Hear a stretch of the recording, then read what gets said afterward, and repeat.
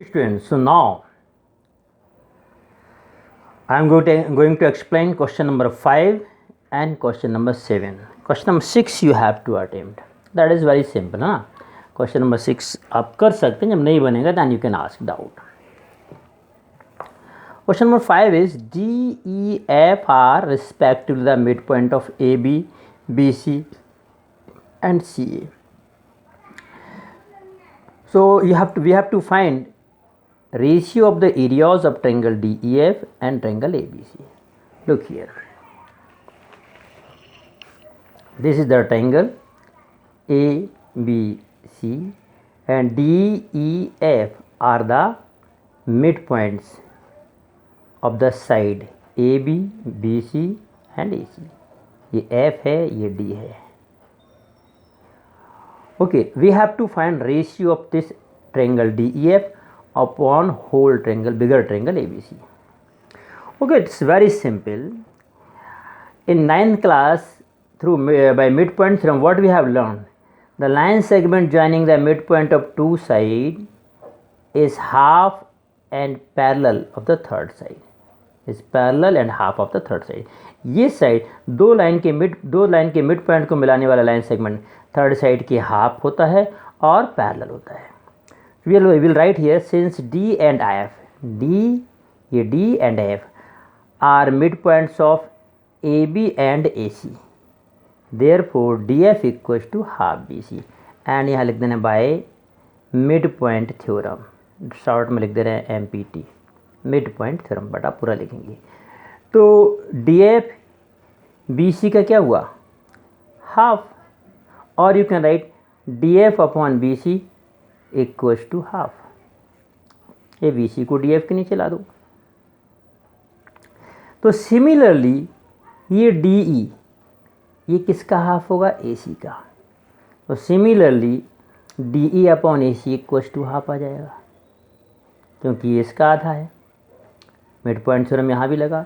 And EF is half of AB. उसी method से these are the mid point, ये mid point को जो लाइन ज्वाइन करने वाला लाइन सेगमेंट थर्ड साइड के हाफ के बराबर होगा. तो DF upon BC equals to half, DE upon AC equals to half and EF upon AB equals to half. Means सभी हाफ के इक्वल है. Means DF upon AB equals to DE upon AC equals to EF upon AB. इसका मतलब है DF upon BC, DE upon AC, EF upon AB आपस में क्या है? इक्वल है.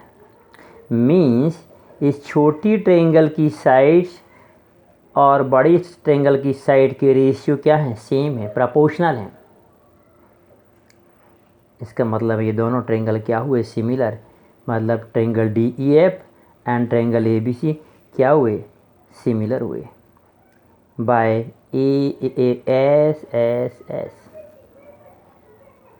If two triangles are similar, then हम एरिया लगा देंगे. एरिया वाला triangle. If two triangles are similar, then ratio of their areas is equals to the ratio of squares of their corresponding side. Means DEF upon ABC, area of DEF upon area of ABC, area of DEF upon area of ABC equals to DF square upon BC square, DE square upon AC square और EF square upon AB square लिख दिया. And that is equals to what? 1/2. DF upon BC की value कितनी? 1/2. 1/2 का square. 1/2 का square means 1/4. So finally what we conclude?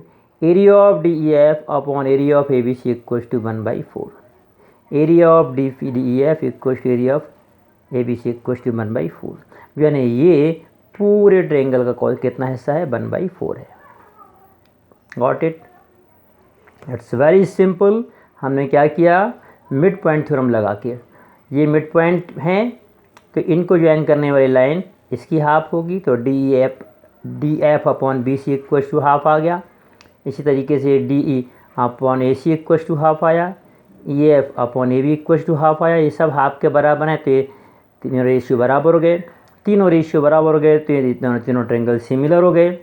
दोनों triangle similar हो गए तो इनके एरिया का रेशियो इनकी करस्पॉन्डिंग साइड के स्क्वायर के रेशियो के बराबर होता है, और इनकी साइड का रेशियो कितना 1/2, तो 1/2 के स्क्वायर के बराबर हुआ, और 1/2 का स्क्वायर क्या है 1/4। ओके, सो इस तरीके से ये क्वेश्चन होगा। Now one more question in this theorem only video I am explaining, that is prove that the area of an equilateral triangle, the area of an equilateral triangle described on one side of a square is half of the area of equilateral triangle described on one diagonal। चलो हम figure बना के समझाते हैं तब आपको समझ में आएगा। Look here, ABCD is a square, और ये कह रहे हैं कि एक इक्विलेटरल ट्रायंगल साइड पे बना है, ये इस साइड के बराबर है, और एक इक्विलेटरल ट्रायंगल किस पे बना है, डायगोनल पे बना है। तो साइड पे बनने वाला इक्विलेटरल ट्रायंगल डायगोनल पे बनने वाले इक्विलेटरल ट्रायंगल के एरिया का हाफ होगा, यानी इसका एरिया का हाफ होगा। ये हमें शो करना है, इसका एरिया अपॉन इसका एरिया इक्वल्स टू 1/2। चलिए हमने लिख दिया यहाँ पर ABCD square, ADE is ADE and ACF, ADE and ACF are equilateral triangle. Since each angle of equilateral triangle is 60 degree, equilateral triangle का हर एंगल कितना होता है 60 डिग्री, तो इसके भी 60 होंगे। Means by AAA both the triangles are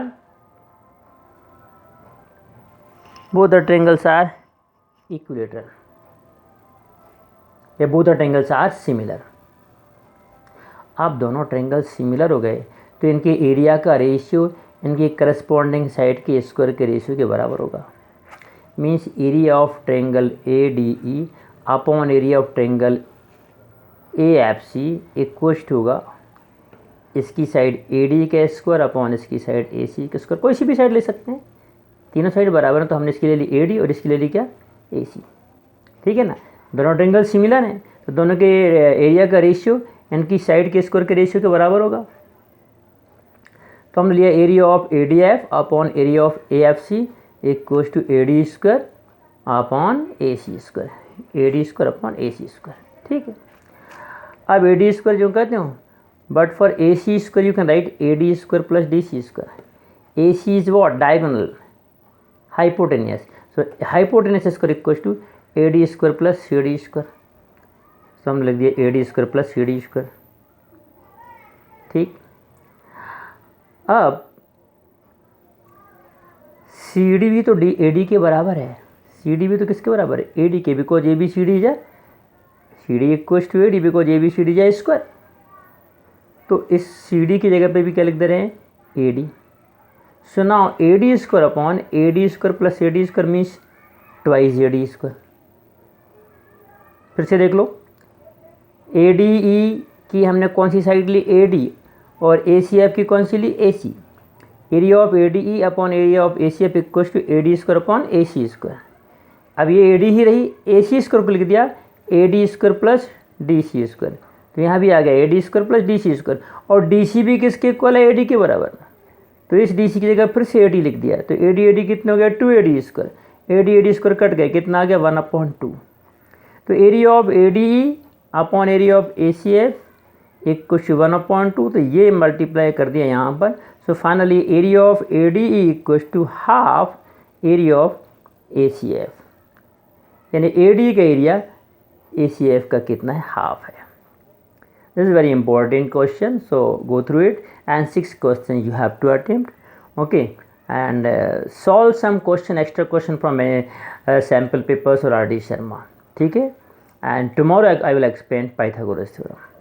Okay, thank you very much.